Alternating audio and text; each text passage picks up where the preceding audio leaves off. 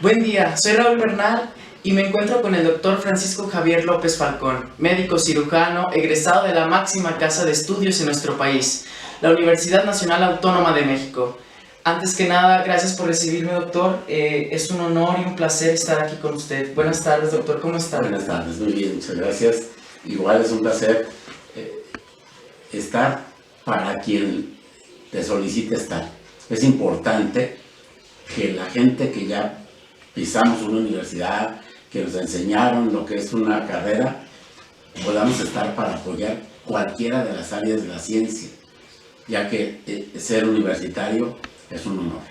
Muchísimas gracias. La primera pregunta sería, ¿de dónde nace esta idea o dónde nace el haber escogido esta profesión, esta carrera, la cual es la medicina, doctor? ¿De dónde surge? Esto surge yo creo que todo el mundo tenemos inquietudes.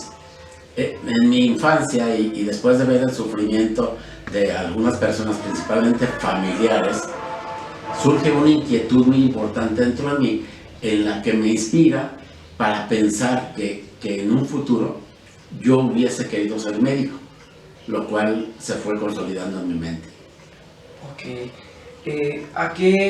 ¿Cuál fue su motivación? ¿A qué edad decide usted irse a estudiar a la UNAM? Yo tuve una experiencia muy especial que la comparto contigo, Raúl. Yo, por cosas del destino, en una ocasión tuve la oportunidad de ir a conocer lo que era Ciudad Universitaria. Fui de visita muy joven, a los 12 años, a la Ciudad de México, y me llevaron a conocer Ciudad Universitaria. Una vez haciendo el recorrido por el Paseo de las Facultades, pensé, qué importante, qué hermoso sería estudiar medicina, pero estudiarlo en esta universidad tan interesante. Ok. Doctor, a causa de su corta edad, a pesar de viajar a un sitio desconocido, un total distinto, lejos de su hogar, ¿cómo se siente usted? ¿Cómo fue su primera experiencia? El saber que se iría lejos de aquí y el querer progresar allá, en la Ciudad de México. Cuando una idea pasa por tu mente, es importante que la transfieras a tu vida.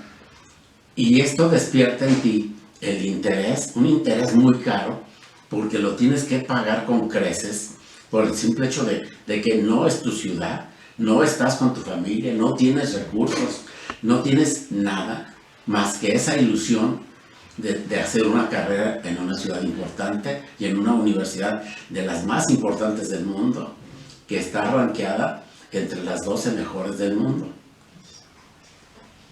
Ok, ¿y cómo fue su apoyo familiar cuando tomó la decisión de irse? ¿Qué dijeron sus papás, su familia? ¿Cómo lo apoyaron? En primer lugar, yo creo que sí, es bien importante que la familia primero lo vio como una idea fuera de lugar, porque en definitivo, y siendo honestos, nosotros no teníamos los recursos para que yo estudiara esta carrera, y menos fuera. Pero la familia siempre te dice, si está en ti, si está en tu proyecto de vida, pues hazlo, y nosotros estamos detrás de ti en lo que se pueda.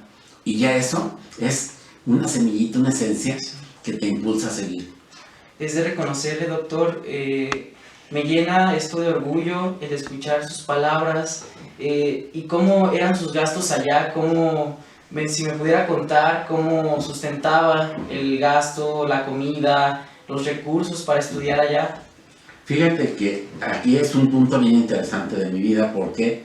Porque una vez que yo decidí estudiar y sabiendo que mi familia no tenía recursos, yo recibía el poco apoyo con mucho cariño, lo valoraba mucho, pero sabía que tenía que hacer algo importante. ¿Y qué crees? Fíjate, decidí buscar trabajo. Mi carrera yo la saqué trabajando. Me da mucho orgullo decirlo, no me ocasiona ningún conflicto decir que para que yo estudiara medicina tuve que trabajar de mesero. De ahí salía el principal aporte para mi carrera, para mi vida, para comer, para sobrevivir en una capital. Qué orgullo, doctor. Y cuando recibe su título, ¿dónde comienza o inicia a ejercer su oficio dentro de la especialidad? En un principio me sirvió mucho salir de la capital de la República y comenzar a trabajar ya como médico responsable de lo que hacía, ya no con la tutela de un maestro, y me fui a un pueblito del estado de Guanajuato, San Felipe de Torres Mochas, a hacer un servicio social profesional, ya como médico, con responsabilidades como tal, y eso fue un punto bien importante en mi vida, pero que también me forjó la idea de que no puedes permanecer, por exitoso que sea tu primer intento en la medicina privada, para hacer una especialidad. Y sí decidí dejar, a pesar de que tenía una gran oportunidad, dejar el pueblo y regresar a la capital a hacer mi especialidad como urgenciólogo. Ok, me imagino que el estar fuera de casa, conoce nueva gente, atrae nuevas personas. ¿Cómo fue el recibimiento estando en el municipio de San Felipe? ¿Cómo fue? En esa época, te hablo de muchos años, 40 o más, era tan importante la investidura de ser médico que era de los personajes elementales en un pueblo. El cura, el médico, todo lo relacionado con la iglesia, y el presidente eran los personajes fundamentales. Y la gente te recibía con mucho aprecio, con mucho cariño, con mucho interés. Todo el mundo quería sacar lo mejor de ti y eso es muy motivante en la vida. Sí, ¿tiene alguna especialidad, doctor, dentro de su facultad, más allá de una? Sí, primero hice urgencias médico-quirúrgicas, posteriormente hice una certificación, un diplomado en enfermedades psiquiátricas, lo que es la depresión, la ansiedad y otros trastornos psiquiátricos.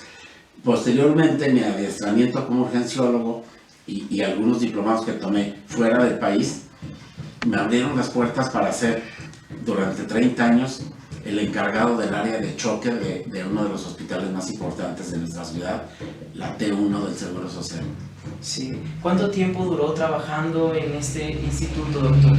30 años. 30 años. ¿Aquí en la ciudad de León, Guanajuato? En la ciudad de León, Guanajuato. Okay. Me gustaría conocer acerca de sus viajes, qué países ha conocido, qué lugares ha visitado dentro de su carrera, de su profesión.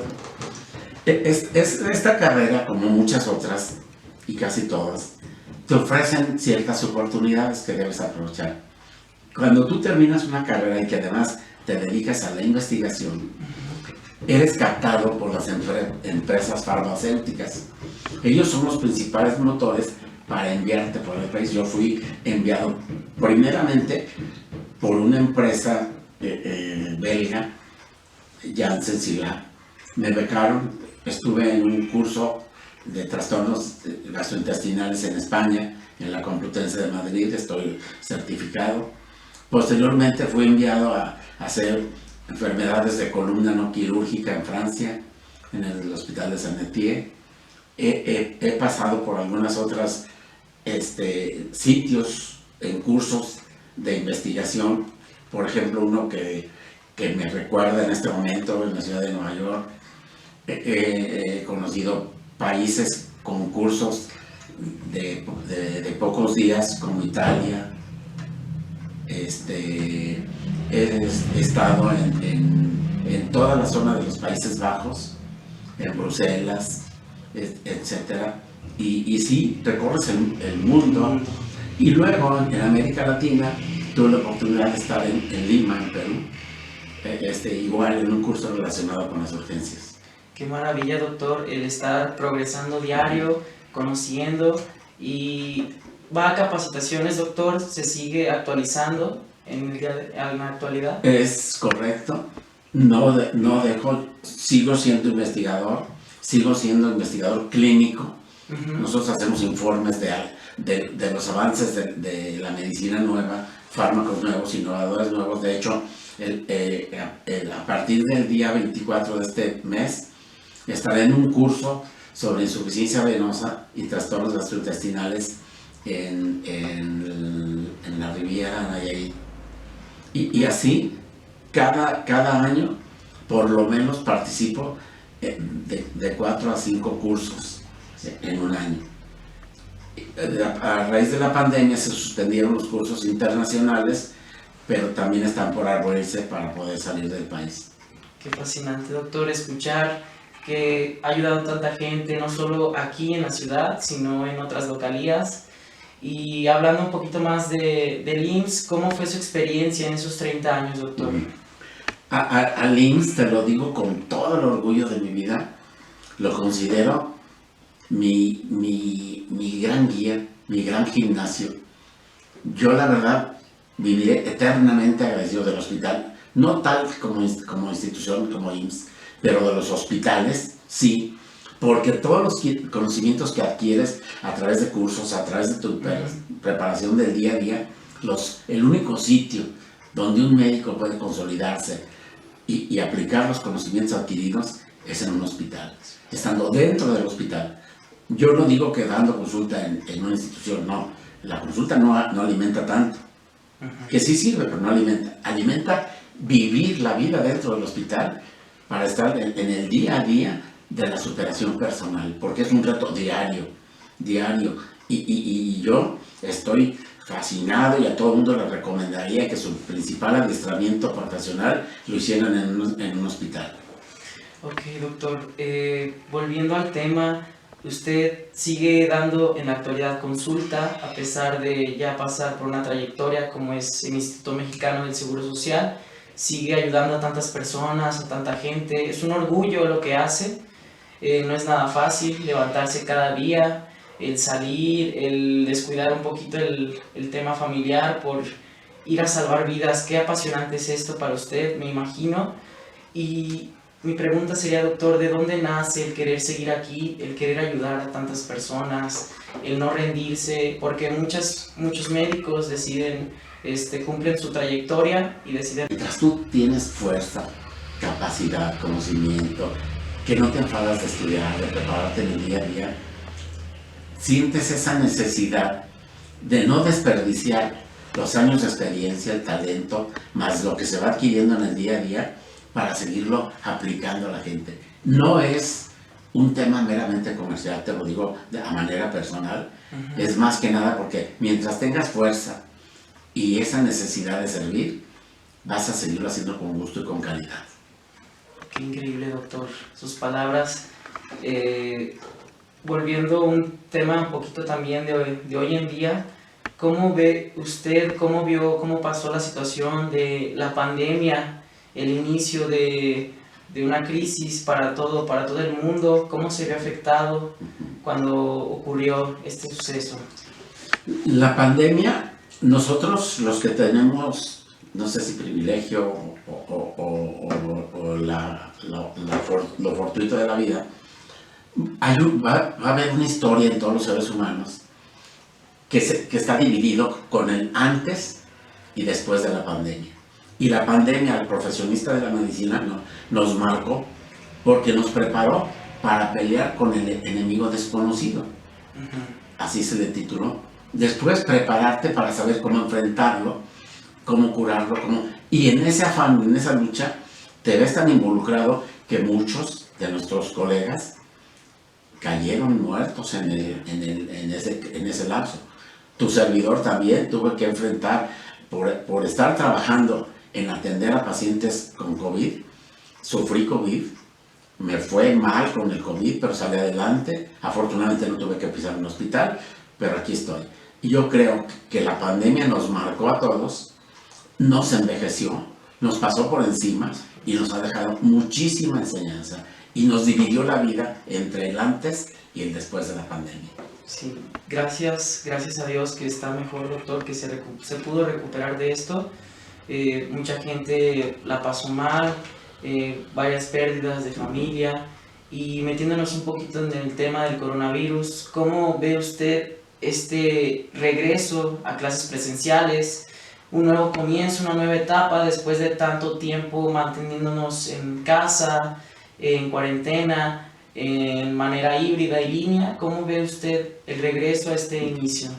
Yo considero que esto es un éxito de las personas que nos dedicamos a esto y que estuvimos pujando, porque lo que tenemos que hacer cuando pasan este tipo de pandemias o las grandes epidemias que han marcado el mundo, aprender a vivir con ellos, porque vamos a tener que seguir aprendiendo a convivir con un coronavirus que puede volver a aparecer, como la influenza, como el sarampión, como algunas otras cosas, pero era importantísimo regresar a actividades tan interesantes como la educación.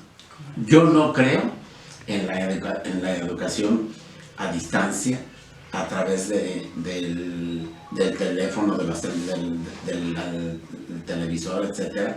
¿Por qué? Porque el alumno es como el médico, se forma en el aula, el médico se forma en el hospital. Un médico no puede aprender en una computadora, no puede recetar en una computadora. Exacto. Un médico tiene que operar en un sanatorio, en un hospital, y un alumno tiene que aprender en la escuela. Y la convivencia se ve perjudicada porque afecta emocionalmente a las gentes. Todas las crisis sociales afectan la mente, la conciencia y la subconsciencia del ser humano. Estoy totalmente de acuerdo en que se reabran las escuelas, se reabran las fuentes de trabajo, se reabra la economía, porque si no vamos a quedarnos estancados. Y los países pobres como nosotros necesitamos de todo esto. Ok, perfecto, doctor. Para finalizar, una frase de Mahatma Gandhi es: nuestra recompensa se encuentra en el esfuerzo y no en el resultado.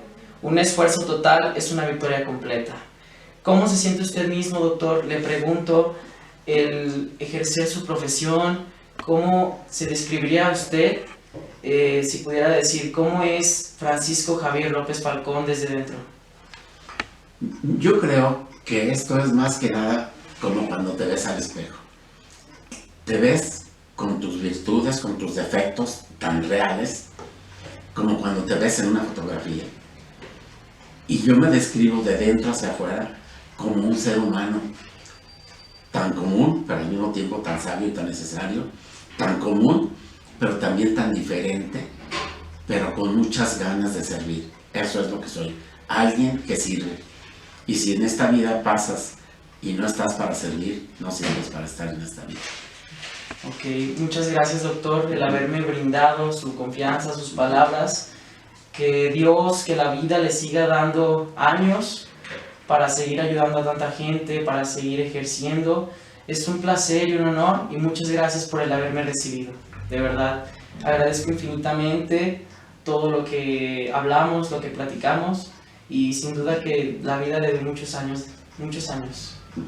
Gracias a ti, Raúl, y yo creo y quiero que esto sirviera para que mucha gente se convirtiera a este tipo de energía, la energía positiva que sale de los seres humanos como personas, como seres humanos buenos, y que estamos aquí por algo y para algo en esta vida. Gracias a ti también, y estoy para servirte. Sí, muchas gracias.